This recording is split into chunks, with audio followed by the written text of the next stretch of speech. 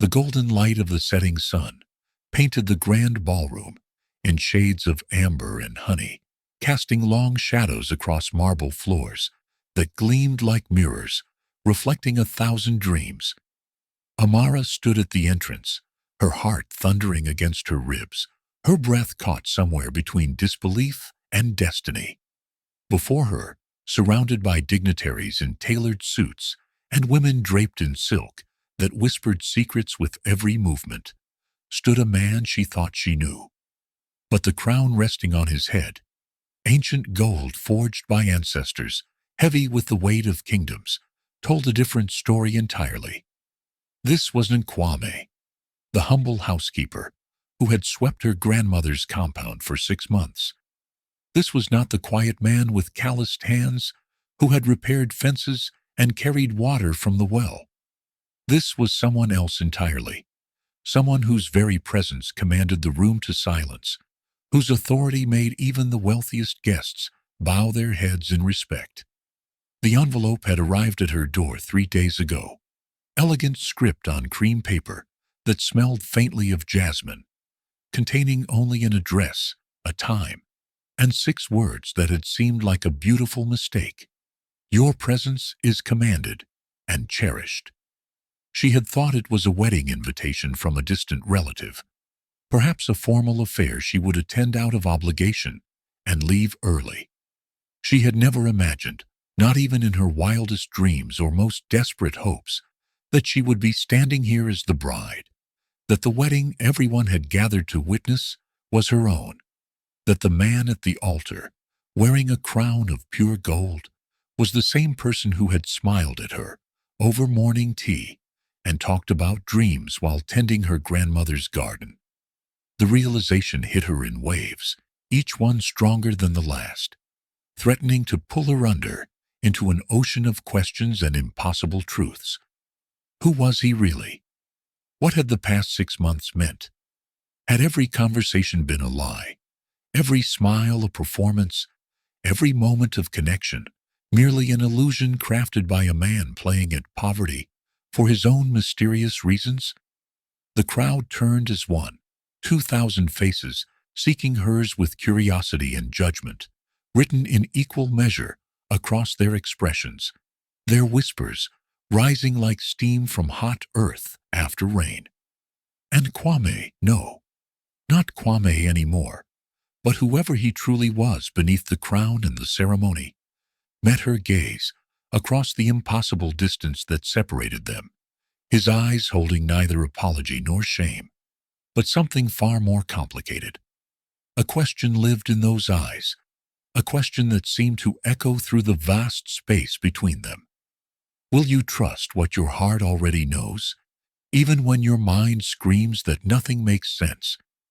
But that moment of recognition, that instant when past and present collided in a shower of gold light and impossible truth, was only the beginning of a story that had started 6 months earlier in a place where crowns were made of honor instead of gold, where a woman's kindness would prove more valuable than all the wealth in the world.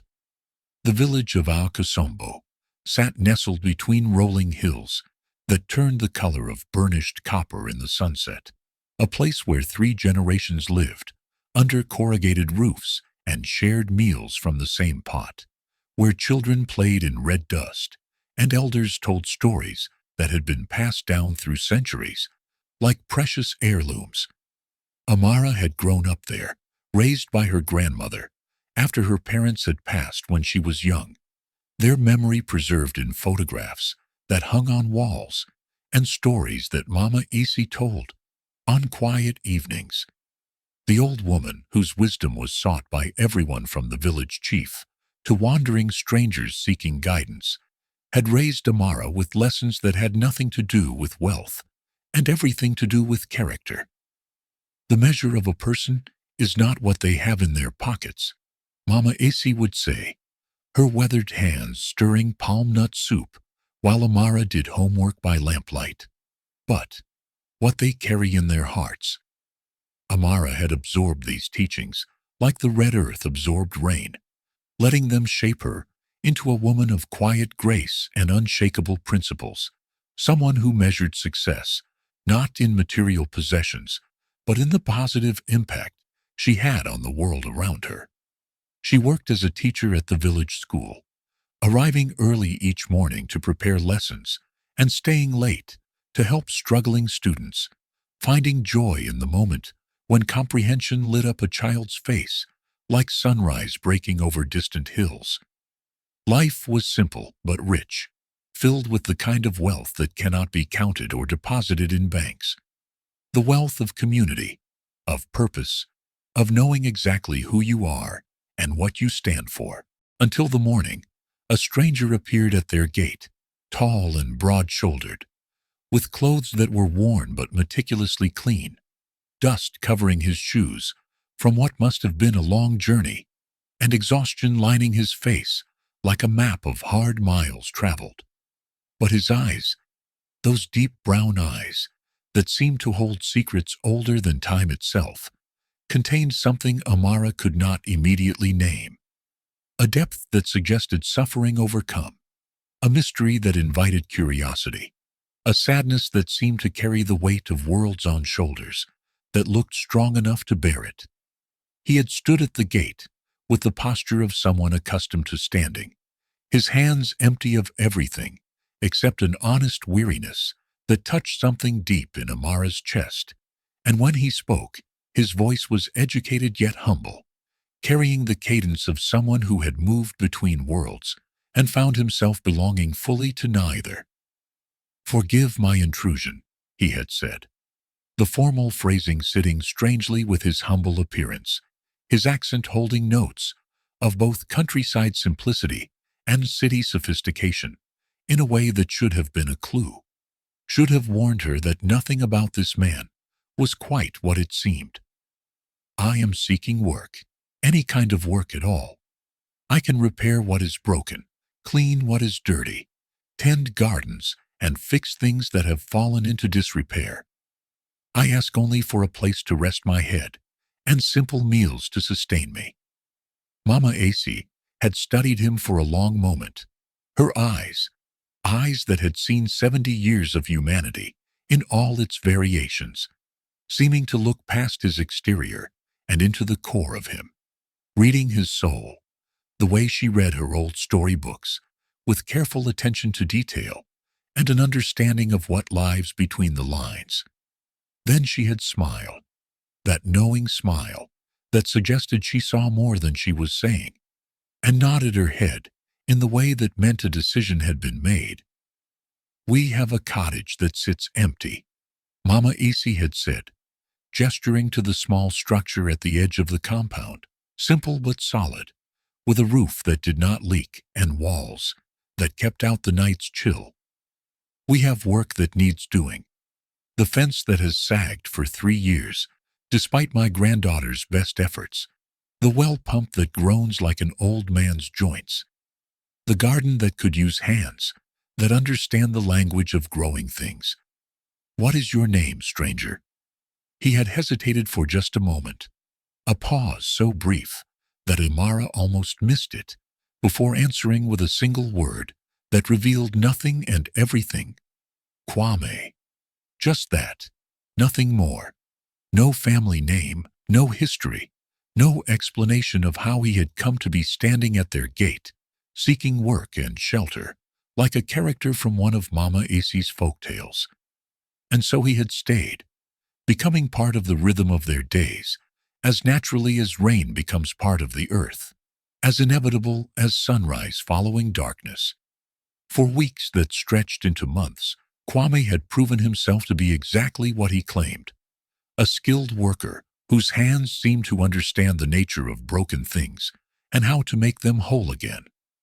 He had repaired the fence with craftsmanship that suggested formal training somewhere in his mysterious past, restored the well pump with knowledge of mechanics that seemed beyond what a simple laborer should possess. He had tended Mama Acey's garden with surprising expertise in herbs and traditional plants, knowing which ones healed and which ones harmed, which should be planted under the full moon and which thrived best in shadow, speaking to the growing things as if they were old friends rather than simple vegetables and flowers. But it was the small acts, the quiet gestures that required no skill, but only character, that Amara noticed most. The way he listened when Mama Isi told her stories, his attention complete and genuine rather than the polite pretense most young people offered, his eyes tracking every word, as if each one contained wisdom he desperately needed. The way he helped elderly neighbors without being asked or expecting thanks, carrying their water when his own work was done, fixing their doors and patching their roofs, responding to need with automatic generosity that spoke of values taught young and held firm. The way he spoke to children with genuine respect, never condescending or dismissive, always curious about their thoughts and dreams, treating their opinions as worthy of serious consideration rather than childish nonsense to be tolerated and ignored. And the way he looked at Amara, not with the bold presumption of village men who had sought her hand with grand promises and empty words, not with the calculating assessment of wealthy suitors from town who had tried to impress her with their cars and cash and connections, but with something quieter, something that made her heart perform strange acrobatics in her chest when their eyes met across the compound, something that felt like recognition rather than attraction, as if her soul knew his from somewhere beyond this lifetime. "You have a gift with the children," he had said one evening, watching her teach a group of students under the mango tree. Their eager faces turned toward her, like flowers following the sun, their questions coming faster than she could answer them.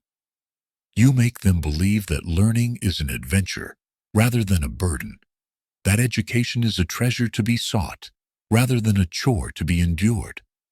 She had laughed, wiping chalk dust from her hands, the sound carrying across the compound like music.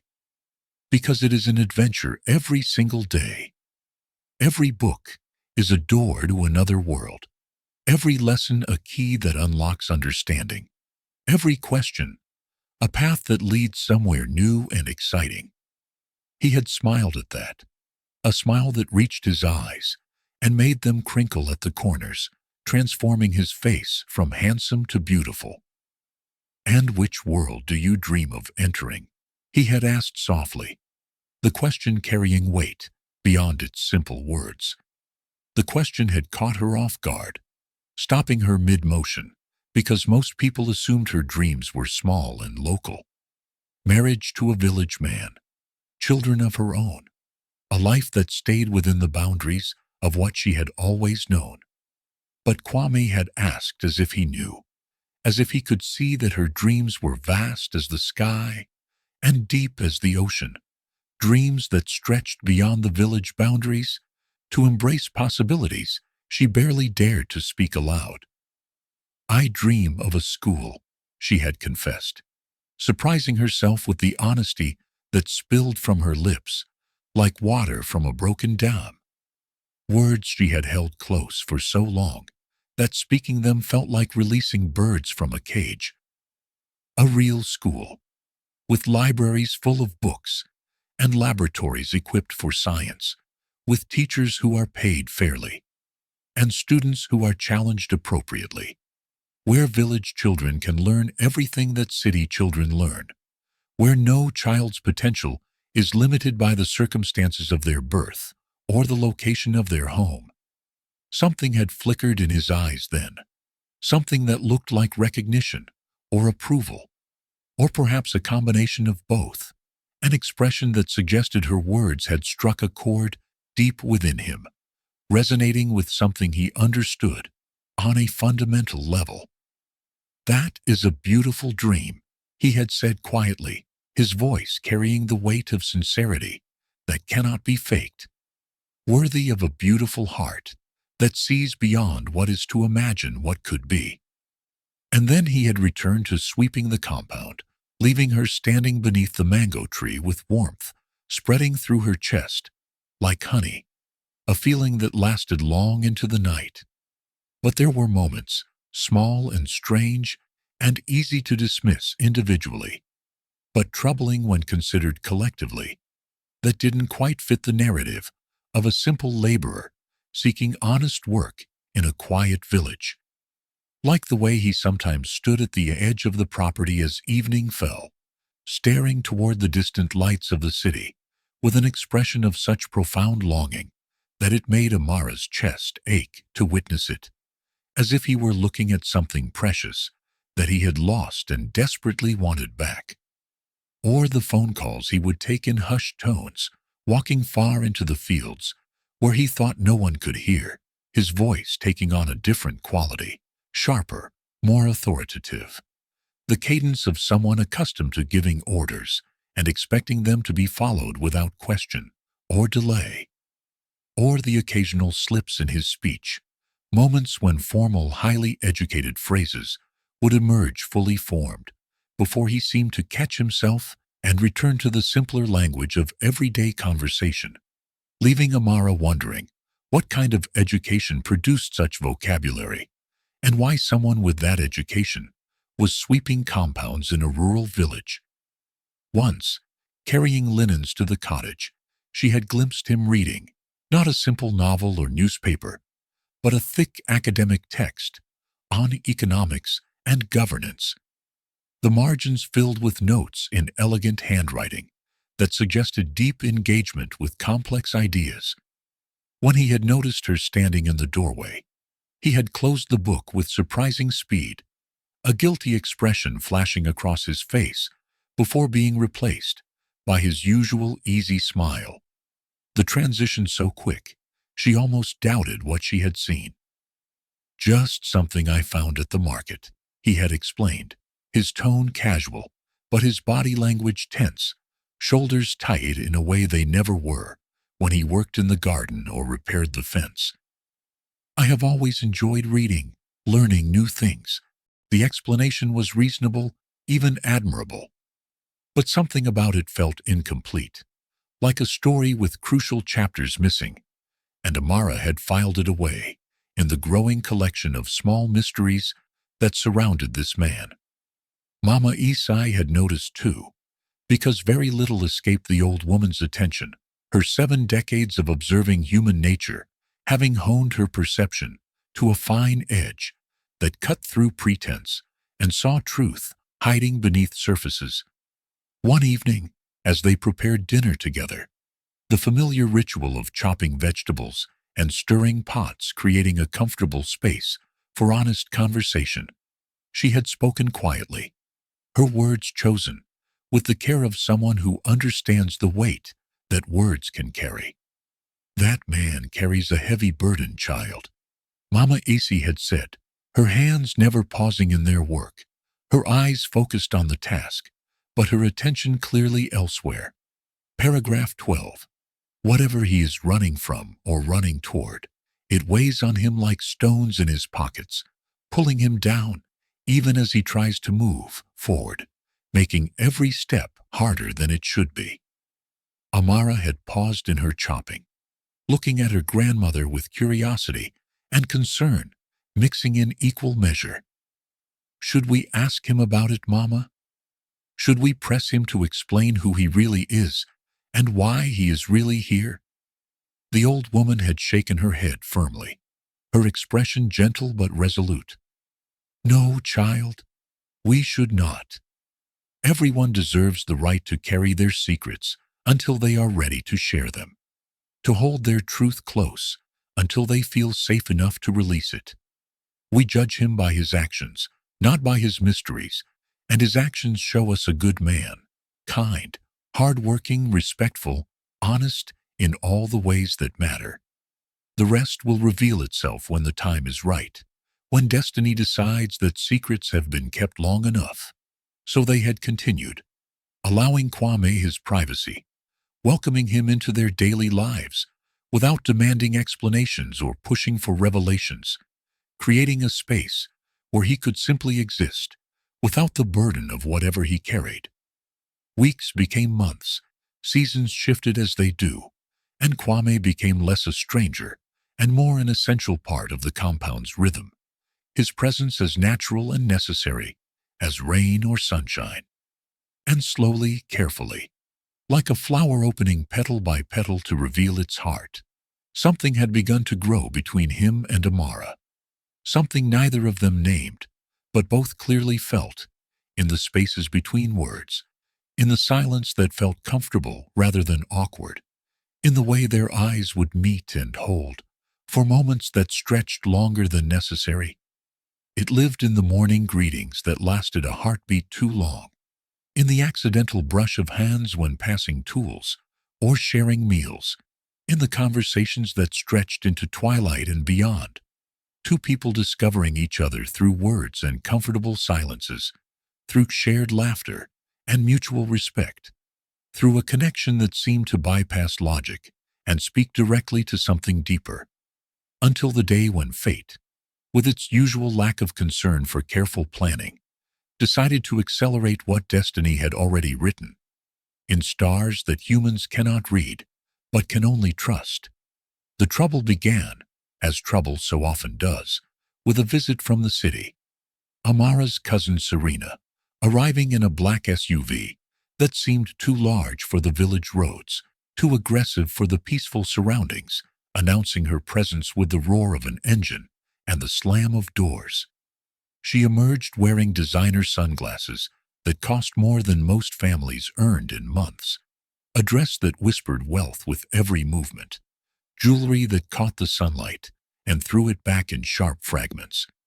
Behind her came Marcus, her fiancé, a businessman with oil investments and a swagger that preceded him like expensive cologne, surveying the compound with barely concealed disdain written across his features, his expression suggesting he had stepped into something distasteful and could not wait to leave.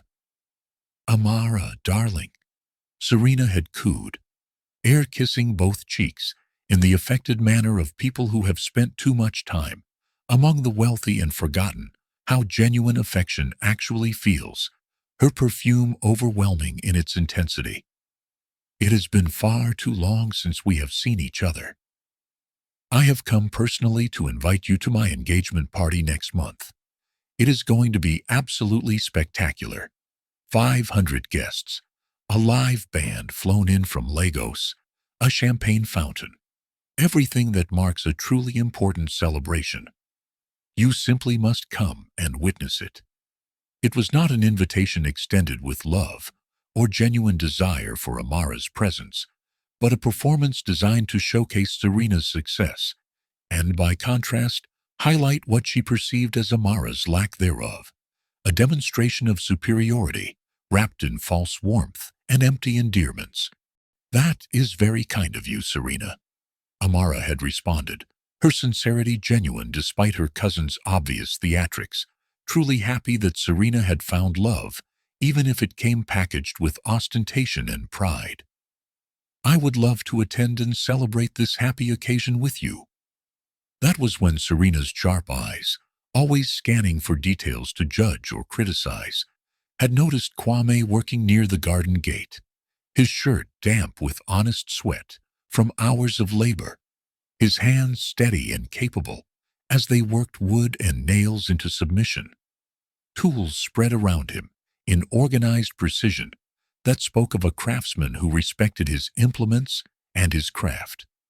He had glanced up briefly when the expensive vehicle arrived, nodded respectfully in greeting, as courtesy demanded, then returned his attention to his work, without any sign of being impressed or intimidated by wealth on display.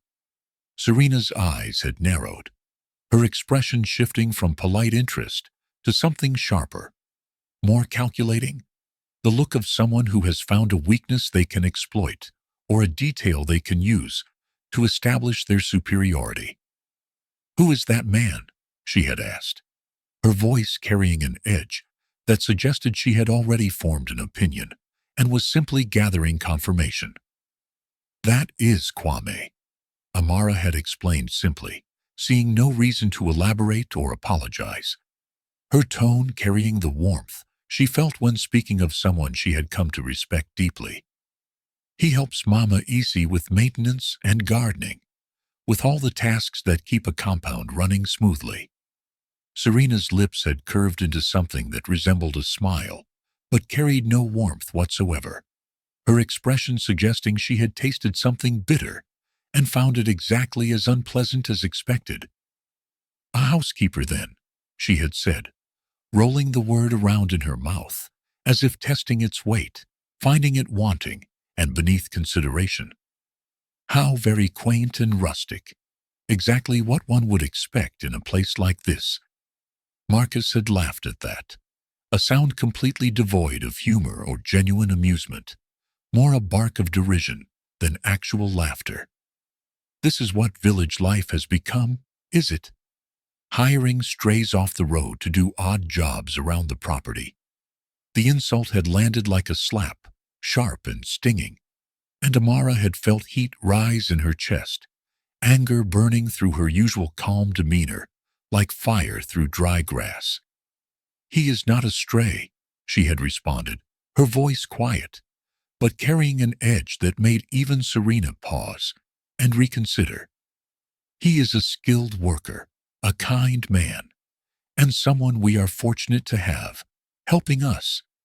Serena's smile had turned calculating then, her eyes glittering with malice barely disguised as concern, the expression of someone about to deliver a blow they have been carefully preparing.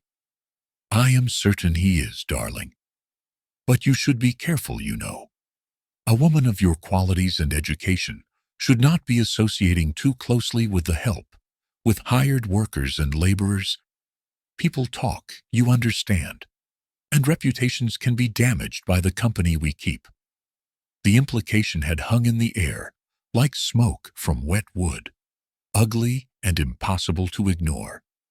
Because in the 6 months since Kwame's arrival at the compound, the village had indeed begun to talk, though not with the cruelty Serena implied, rather with the gentle speculation that naturally arises when two unmarried people of appropriate age share space and demonstrate mutual respect, when chemistry becomes visible to observers even before the people experiencing it fully acknowledge it themselves. Elderly women smiled knowingly when they saw Amara and Kwame walking together in the evening, their conversations animated and their body language speaking volumes about connection developing. Young mothers winked when Kwame helped Amara carry teaching supplies, their knowing looks suggesting they recognized the early stages of something that could become beautiful if given time and space to grow. The talk did not bother Amara because her conscience was clear, her interactions with Kwame beyond reproach, her grandmother's approval evident, and her own heart finally beginning to understand what it had been feeling for months. But Serena's words, delivered with such obvious pleasure in their potential to wound, planted seeds of a different kind, seeds of doubt, of social awareness, of sudden self-consciousness about something that had felt natural and right until someone suggested it was improper and beneath her. That evening, after her cousin had departed in another cloud of dust and overwhelming perfume, leaving behind an atmosphere of disruption and discomfort, Mama Isi had spoken what they were both thinking, her words cutting through confusion to reach truth. "Pride and comparison are thieves of joy, my child," the old woman had said, her hands busy with evening tasks, but her attention fully focused on her granddaughter. "Your cousin measures wealth in gold, and status in titles, and success in things that can be counted and displayed. But you and I, we know better than that. Do we not? We know that the true measure of wealth is how you treat people when you have nothing to gain from them, how you behave when no one is watching and there are no rewards for goodness." Amara had squeezed her grandmother's weathered hand, drawing comfort from the familiar calluses and the strength that still lived in those aged fingers. "I know, Mama. I am not bothered by what Serena thinks or what judgments she makes. Her opinions have no power over me." But something had shifted nonetheless, some fundamental change in the atmosphere that could not be ignored or dismissed, like the pressure drop before a storm that everyone can feel even if they cannot explain. The next morning, Kwame had been quieter than usual, his typical warmth replaced by a distance that felt deliberate rather than accidental, maintaining physical and emotional space that had not existed between them before. He completed his tasks with the same diligence and skill, but without the easy conversation that had become their routine, without the shared laughter that had made work feel less like obligation and more like partnership. During their customary evening conversation, the time they both had come to treasure as the best part of their days, he kept his distance and his responses brief, offering none of the thoughtful observations and philosophical musings that Amara had come to anticipate and cherish. "Have I done something wrong?" she had finally asked, unable to bear the sudden coldness that had descended like frost, her voice carrying genuine confusion and hurt. "Have I offended you somehow without realizing it?" Kwame had stopped walking, his body going still, in the way that suggested internal struggle, then turned to face her in the fading golden light of sunset that painted them both in shades of amber and shadow. For a long moment, he had simply looked at her, his expression unreadable, before speaking words that felt like they cost him something precious. "No, Amara, you have done nothing wrong. In fact, you have done everything right, and that is precisely the problem I am facing." She had frowned, not understanding, waiting for him to continue and explain what appeared to be a contradiction. "I do not understand what you mean by that." He had taken a deep breath, as if gathering courage to speak truths he had kept locked inside, his hands clenching and unclenching at his sides in a gesture of barely contained emotion. "There are things about me, circumstances and complications you do not know and cannot know yet, things I cannot explain properly at this moment, but that matter nonetheless.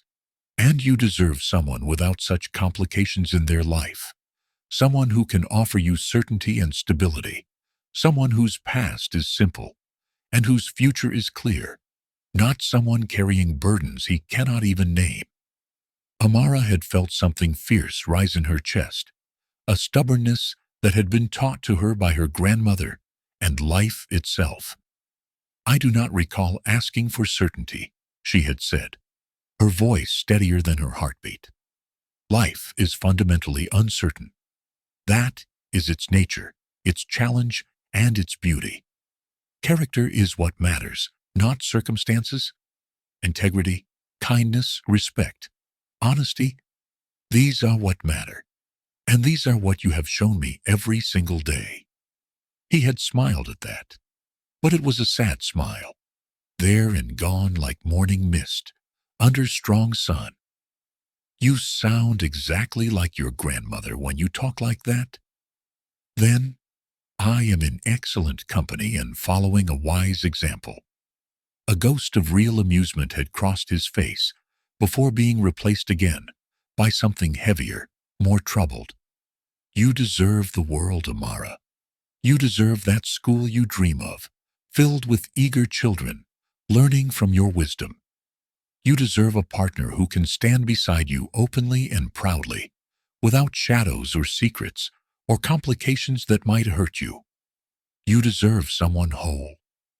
She had stepped closer then, closing the distance he had been maintaining, her eyes searching his for the truth he was dancing around without fully revealing. "And you do not believe you can be that person for me?"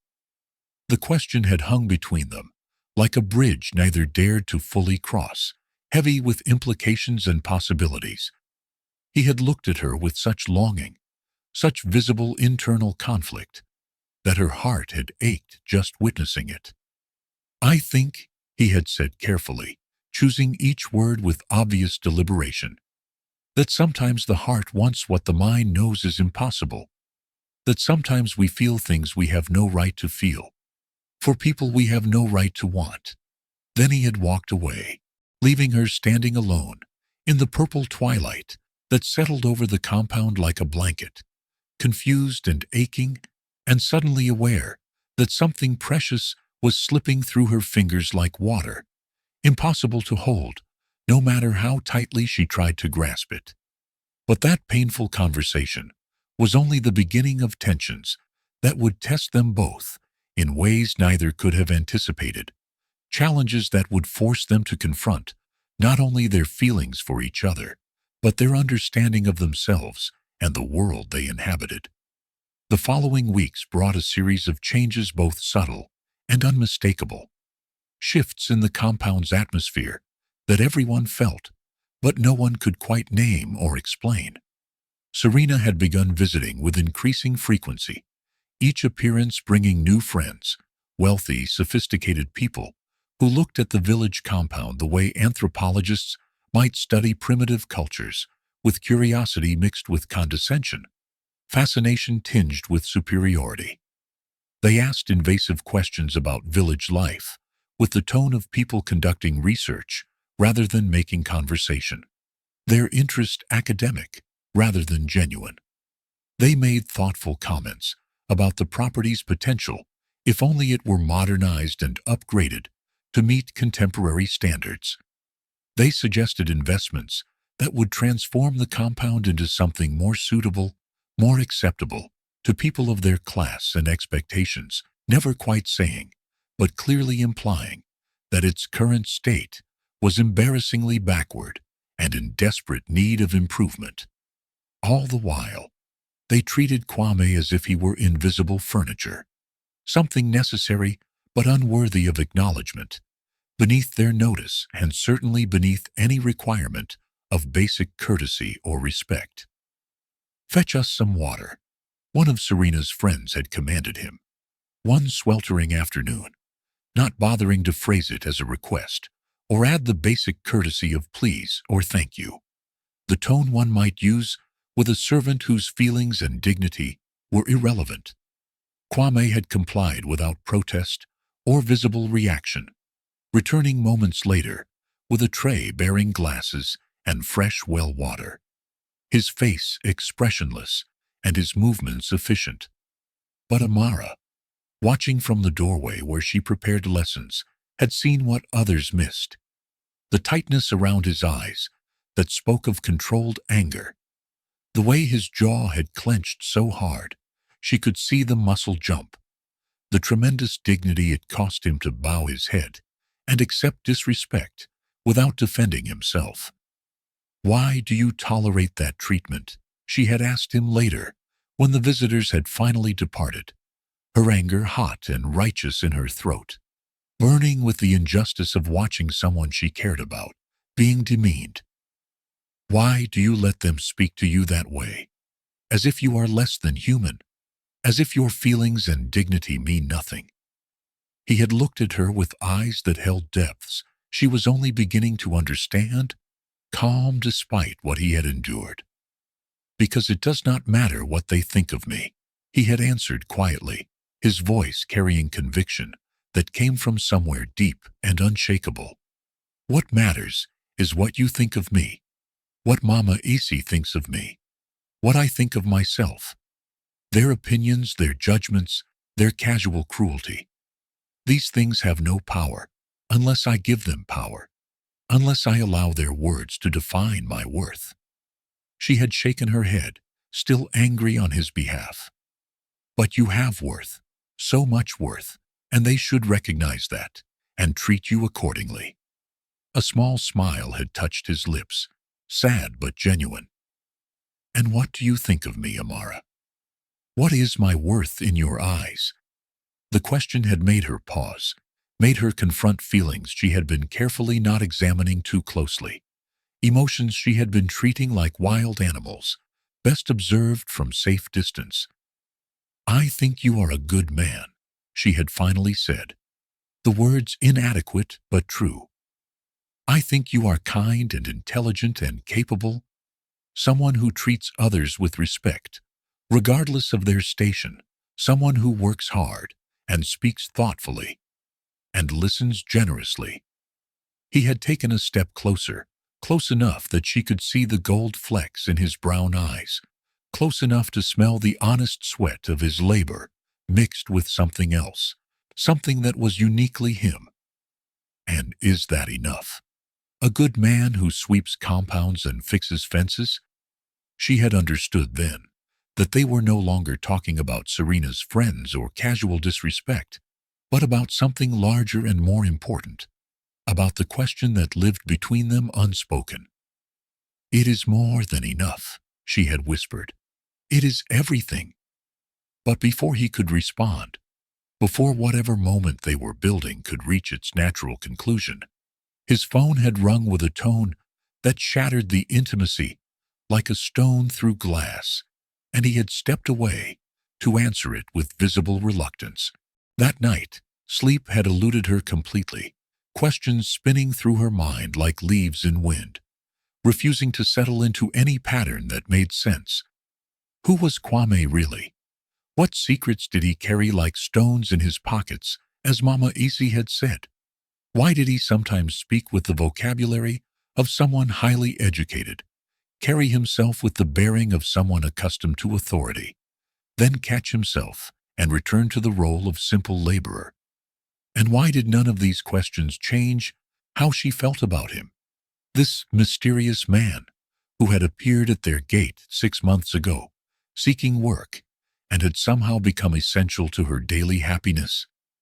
The morning after that sleepless night brought new complications, new evidence that whatever was happening was approaching some kind of crisis point. Kwame had been gone when Amara woke, his cottage dark and his tools untouched, no note or explanation left behind.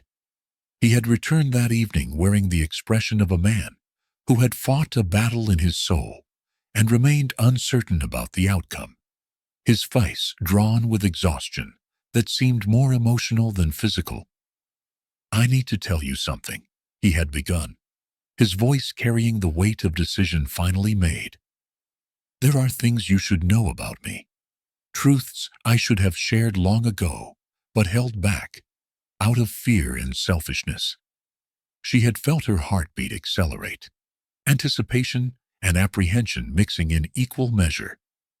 "Then tell me now. Tell me everything." But before he could speak another word, before confession could become reality and secrets could be transformed into shared knowledge, another vehicle had arrived at the compound, this one even more luxurious than Serena's ostentatious SUV, a Mercedes bearing diplomatic plates and windows tinted so dark they seemed to swallow light rather than merely blocking it. The driver who emerged wore a suit that cost more than most people in the village earned in a year, his bearing military precise, and his expression carefully neutral. When he spoke, his words carried the formality of someone delivering a message of great importance, someone who understood protocol and hierarchy. "Mr. Kwame," the driver had said, and even in those two simple words, something was different, some quality of respect that went beyond employer and employee. Then he had bowed, not the casual nod of greeting, but an actual bow from the waist, the kind of bow that throughout history has been reserved for people of significant status and power. "Your Highness, the King has requested your immediate return to the capital. The Council has convened an emergency session, and they are prepared to make decisions in your absence if you do not return quickly. The situation has become urgent and requires your presence and authority." The words had fallen into the evening air like stones into still water, creating ripples that spread outward and touched everything. "Your Highness?" The title had reverberated through Amara's mind, impossible and yet somehow making terrible sense, explaining everything while simultaneously explaining nothing at all. She had stood frozen, the world tilting beneath her feet like a ship caught in unexpected storm, her mind struggling to reconcile the humble man who had swept their compound for 6 months with the title the driver had just used, a title that suggested royalty, power, authority of the highest order. Kwame, or whoever he truly was beneath the simple name, had turned to face her slowly, reluctance visible in every line of his body. And in his eyes, she had seen confirmation of what she now suspected. Truth, finally rising to the surface after 6 months of careful submersion, breaking through like something that had been held underwater too long and could no longer be contained. Amara, he had begun, but words seemed to fail him, his usual eloquence deserting him at the moment he needed it most. "Who are you?" she had asked, her voice barely above a whisper, afraid of the answer but needing it nonetheless. "Tell me who you really are." He had opened his mouth. Close.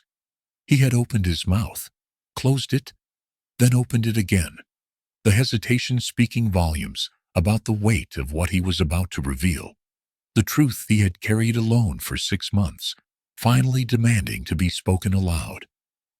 "I am someone who needed to remember what matters in this world," he had said finally, his voice rough with emotion barely contained. "I am someone who was drowning in a life that looked like success from the outside, but felt like a golden cage from within, suffocating despite all its luxury and privilege.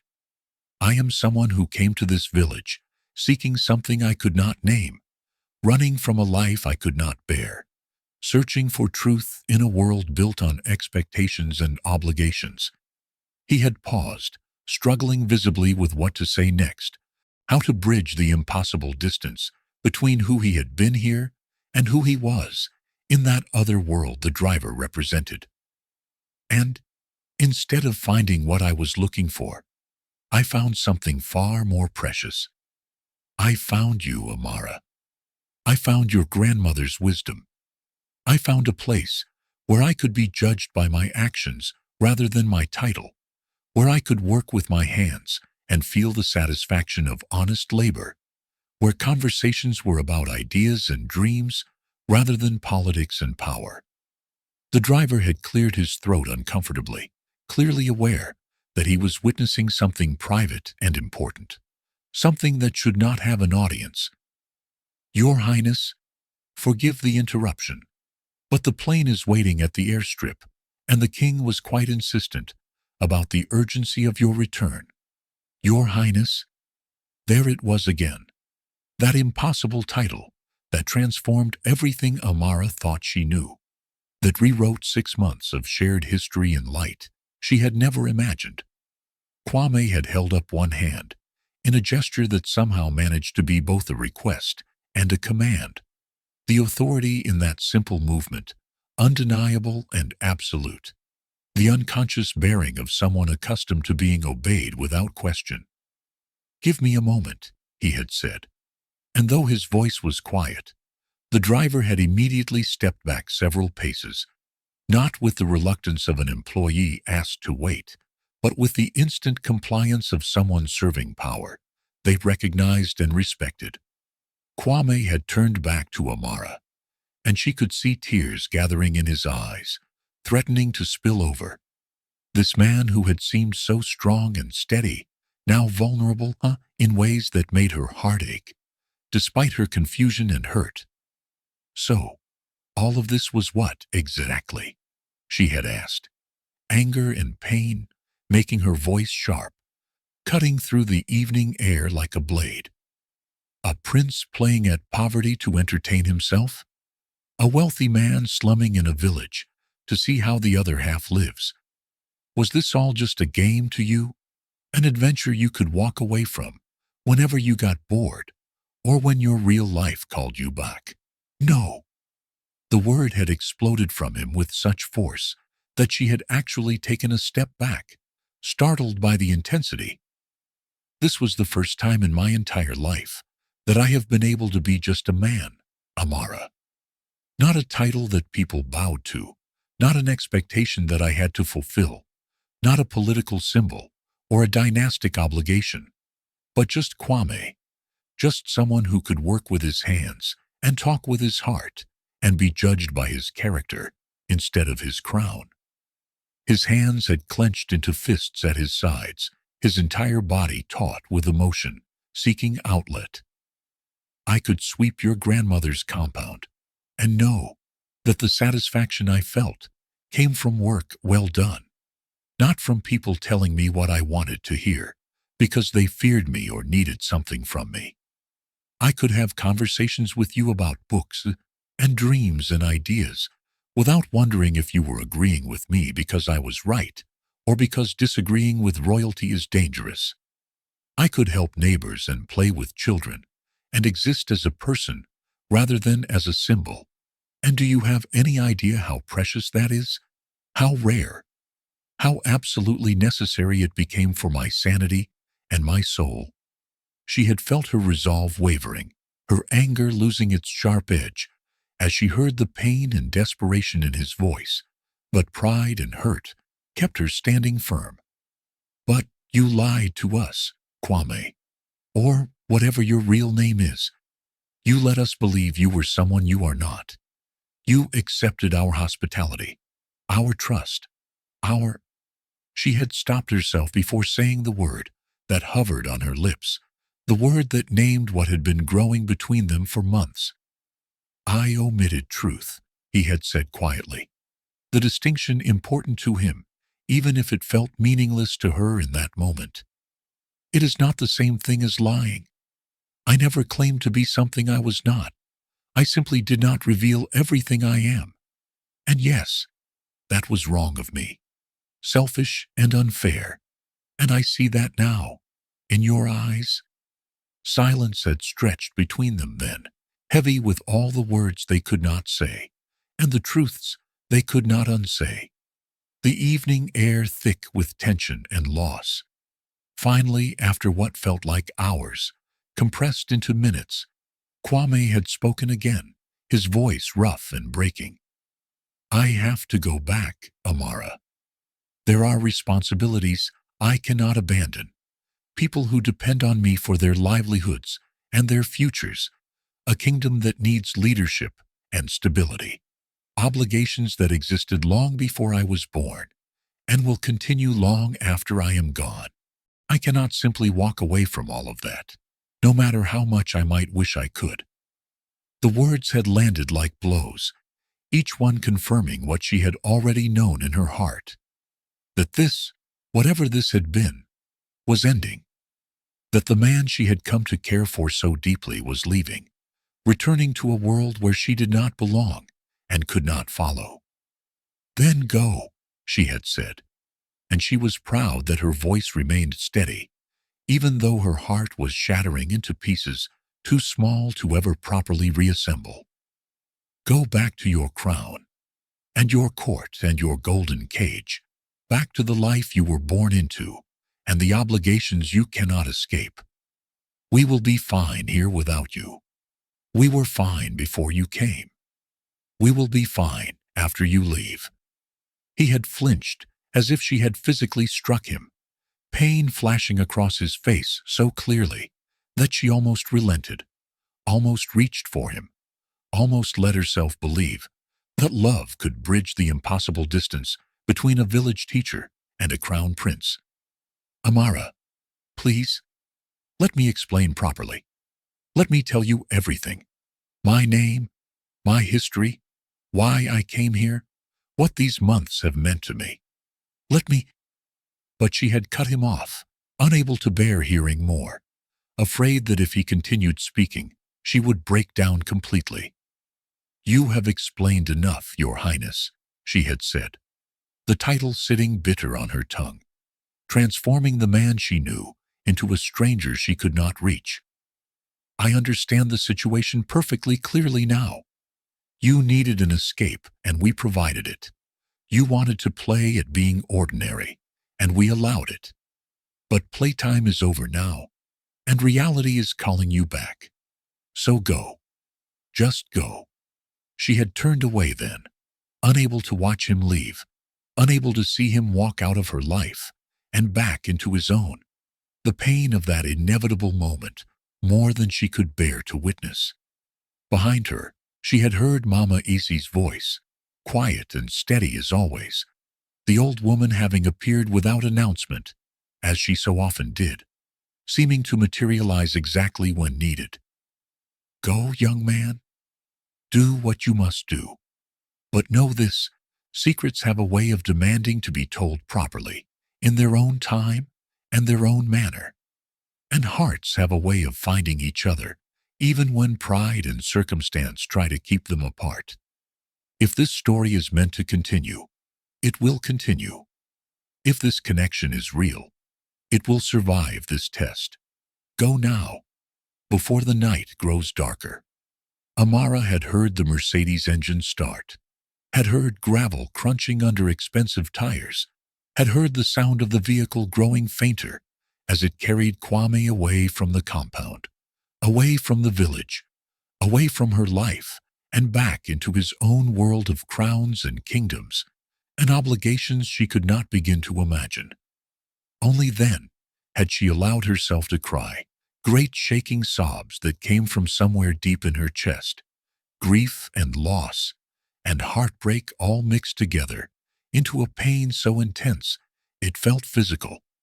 3 weeks had passed since that terrible evening, 21 days that felt like years, time moving with the strange elasticity that grief creates, each hour simultaneously dragging and racing, simultaneously too long and too short. Amara had thrown herself into her teaching with fierce intensity, as if she could bury her heartbreak beneath lesson plans and children's laughter, as if staying busy enough would prevent her from thinking about brown eyes and gentle hands and conversations that had made her soul feel seen for the first time in her life. The compound had felt empty, despite Mama Isi's constant presence, despite the daily rhythms continuing unchanged, despite everything looking exactly the same as it had before a stranger had appeared at their gate 6 months ago. The cottage sat vacant, its door closed, windows dark, as if even the building mourned Kwame's absence and refused to accept a replacement. Serena's engagement party had arrived on the calendar, like a storm cloud on the horizon, unavoidable, intimidating, something to be endured rather than enjoyed, an obligation Amara briefly considered ignoring before her sense of family duty and her grandmother's gentle insistence convinced her to attend. You do not have to go, if you truly cannot bear it, Mama Isi had said, watching her granddaughter prepare with the careful attention of someone who sees more than surface actions. Your cousin will understand, or she will not. But either way, the choice is yours to make. Amara had smoothed the simple but elegant dress she had chosen for the occasion. Nothing like the designer gowns she knew would fill the hotel ballroom, but honest and beautiful in its modesty, speaking of dignity rather than wealth. I promised I would attend, Mama, and I keep my promises even when they are difficult to keep. Besides, hiding from life will not heal anything. Sometimes you have to walk through pain to reach the other side of it. The party had been exactly what Serena had promised, and Amara had expected. Spectacular, excessive, overwhelming in its luxury and ostentation. A 5-star hotel ballroom, transformed into something from a fantasy, dripping with imported flowers and crystal chandeliers, displaying enough wealth to feed the entire village for years without anyone going hungry or lacking basic necessities. Amara had arrived feeling like an imposter among the wealthy guests in their designer clothes and borrowed confidence, their conversations about investments and properties and vacations to places she had only read about in books.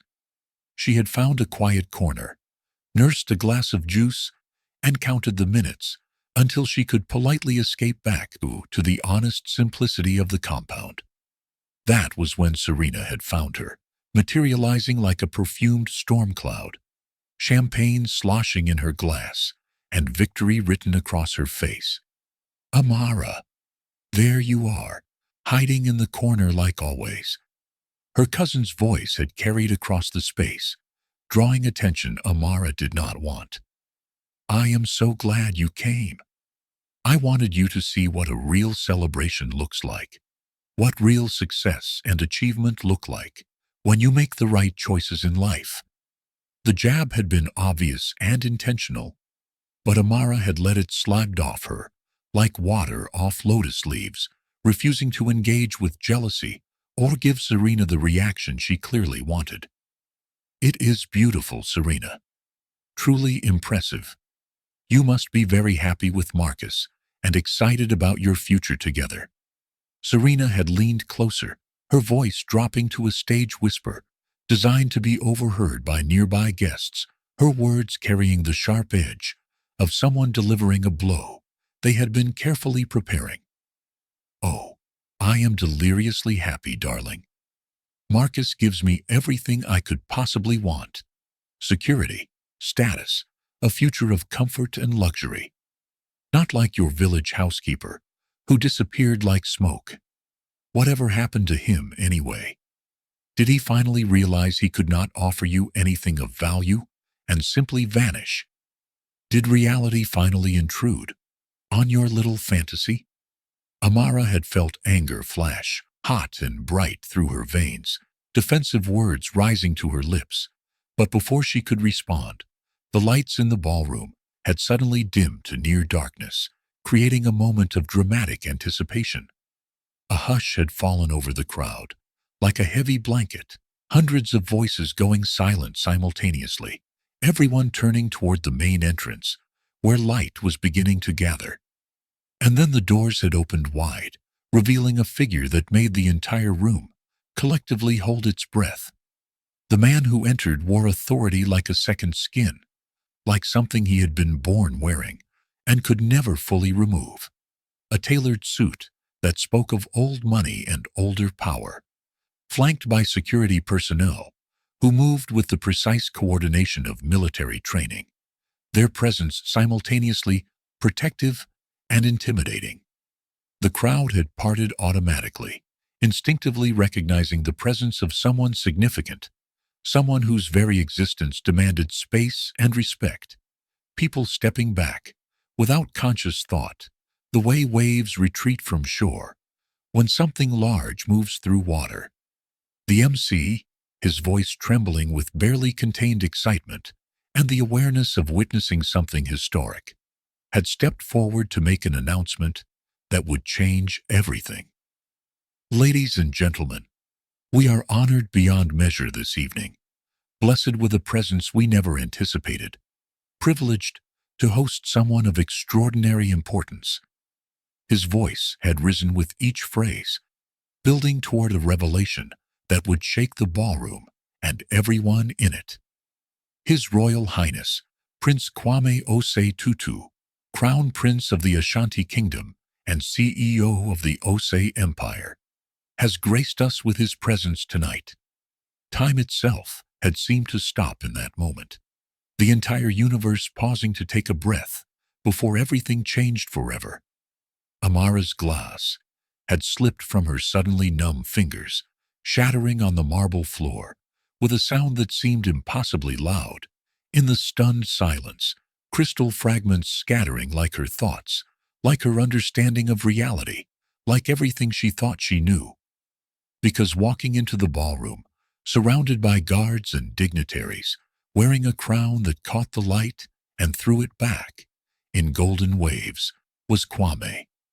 Not the humble worker she had known, not the quiet man who had swept her grandmother's porch and talked about dreams under the mango tree, but something else entirely, someone else entirely, transformed and revealed and impossible, a prince, a billionaire, a power that made everyone in the rooms, including Serena, with her oil-rich fiancé and her designer everything, look like children playing dress-up, insignificant in the face of real wealth and genuine authority. His eyes had scanned the crowd with professional distance, polite but remote, performing the role expected of royalty at a public event, until they found her. And then everything had changed. The professional mask cracking like thin ice, the royal composure faltering like a stumble mid-step, and the man she had known, the real Kwame, looking out from behind the crown, with eyes that held hope and fear and love and desperate question in equal measure. He had walked straight toward her through the parted crowd, and Amara had stood frozen as destiny approached, her heart knowing what her mind could not yet accept, that this impossible story was far from over, that sometimes fairy tales disguise themselves as everyday life, and that love, when it is real and true and meant to be, will find a way to bridge any distance, overcome any obstacle, and transform two separate lives into one shared destiny that neither could have written alone, but both were meant to live together. In the end, she learned that love built on truth is the greatest treasure of all, that crowns and cottages matter far less than character, that destiny sometimes wears work clothes before revealing its true nature, and that the heart always recognizes home, whether that home comes wrapped in simple cloth or royal gold. If this story touched your heart, subscribe, like, and share, because stories of love, dignity, and destiny deserve to be passed forward, just like the wisdom of our ancestors.